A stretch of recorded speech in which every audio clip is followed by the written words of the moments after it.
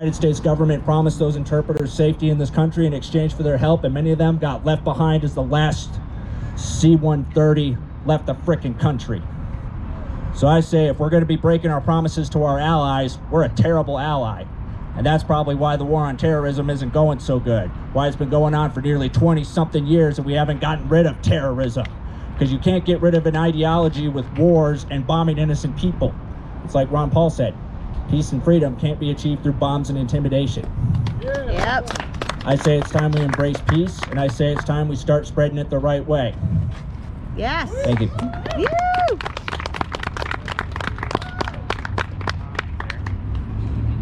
Thank you for your service, man. Eric Mulder, everybody. If you find him on Discord, he is Agent Mulder, so, you know, he might know something about those aliens. I don't know.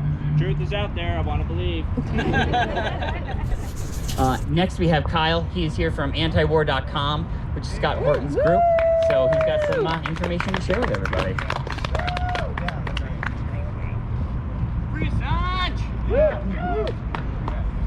All right, thanks everybody for coming out today.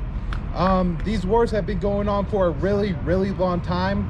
Like Eric, I was 10 years old when 9/11 happened. I gotta say, I was just a kid from St. Louis. I really didn't know what New York was or where it was or anything like that. I didn't have a big emotional reaction to that day. But for the next like 5 or 6 years, I experienced the constant barrage of propaganda telling me that we were in a clash of civilizations against the Muslim world and that it wouldn't end until we subdued them or they would continue to kill us. They did this through saying that there was anthrax, constantly yellow, orange, red warnings. Every single week it was warnings that the football game was going to be the site of a terrorist attack, a local mall, the water supply places so that your water wouldn't be safe. And then they started tying it into the war in Iraq, saying that Saddam Hussein was going to give terrorists WMDs and set off nuclear weapons all over the United States. And with all that happening, I was terrified. I was terrified for myself, for my friends, for my family, thinking that, you know, any day I would go to school and not come home to see, you know, my family because of the war on terror. And because of that, I definitely support the troops. I remember when we were in class in school, we would write letters to the troops, send care packages, and we were told every day that those were the people that were making us safe, that were making sure that my parents came home from work at the end of the day, that my school was safe, that we had to support those troops, or else we were, for the terrorists, right? If you're not with us, or if you're not for the war, you're with them. And I really believe that. And in fact, when Julian Assange and Chelsea Manning bravely leaked all those documents when I was about 17 years old, I wouldn't pay attention to it because I thought that was classified information only meant for the elites, that they were going to know how to discern everything and keep us safe. And then I was exposed to Ron Paul and started to wake up and see the truth. I watched Ron Paul explain to Rudy Giuliani on the debate stage how the reason that 9/11 happened wasn't because Muslims hate us, but rather because we have been at war in Iraq for years and years. And then I looked and realized that, oh my God, our Secretary of State has said that killing 500,000 Iraqi children was worth it. Of course there's people that hate the United States because of that. And then I listened to a speech where he described what it would be like if China was occupying the United States. And I start to feel empathy for the people of Iraq and Afghanistan and start to realize that those were real people, that they weren't just harboring terrorists because they hate America, that most of them were peaceful and just wanted to go about our lives. And we were depriving that to millions and millions of people across the Middle East. There's been well over 1 million people killed by our wars, 38+ million displaced and left homeless. And this is from places all the way on the map from Mali to the Philippines. This is a serious issue and we have to end these damn wars. I'm so happy that so many people came out today to check out what we're doing. We have to break down the propaganda narratives. We have to break ourselves out of the fear that terrorists are going to kill us and that we have to be constantly waging these aggressive wars to bring ourselves peace. It's these wars that have actually created the chaos. It's the wars that have made us unsafe. And if we're able to break free of this fear and to bring our troops home and to end these wars, to stop given so much money to the military-industrial complex. You know, these people, they've given $1 billion to Congress in lobbying over the past 20 years and have made $2 trillion in profit in return. That's why these wars are happening, because it's enriching the few at the cost of all of us. Of course, those who have, you know, gone to the Middle East to serve have borne the brunt of the cost as far as Americans, but most of the cost has been in the lives of all the people across the Middle East. They've been displaced and killed and just have their lives absolutely ruined by our wars.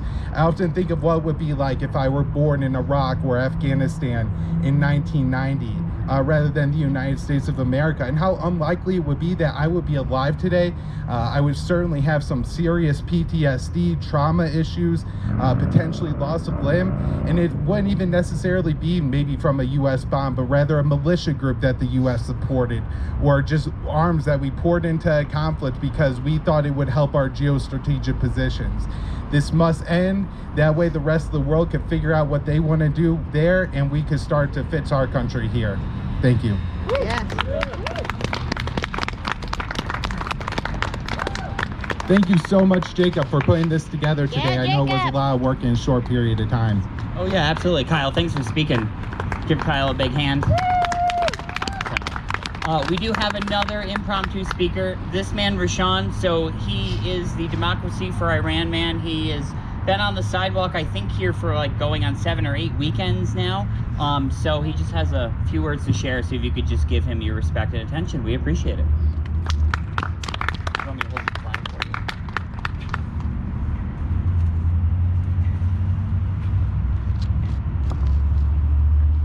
My name is Rashaan. I came to United States 1978 to finish my education and go back home to help the people. Year after that, 1979, the Ayatollah Khomeini came to power with the hand of the international or corporate because of the interest of the resources in Iran. I'm standing here possibly for the first time to say who is the enemy of the democracy. Who is the enemy of the democracy? The 1400 years ago, the Muhammad wrote the book and they call it Quran.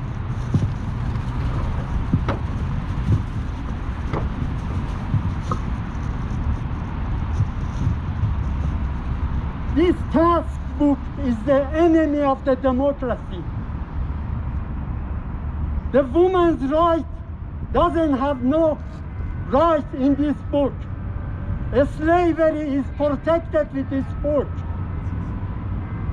Tell corporate America, tell Pentagon to release the document about this book to educate the American people. Right now the Taliban in Afghanistan came because of this task book. Ayatollah Khomeini or Ali Khamenei in Iran or Erdogan in Turkish and Pakistani, they follow this book. 8,000 schools in the Pakistan teaching this book.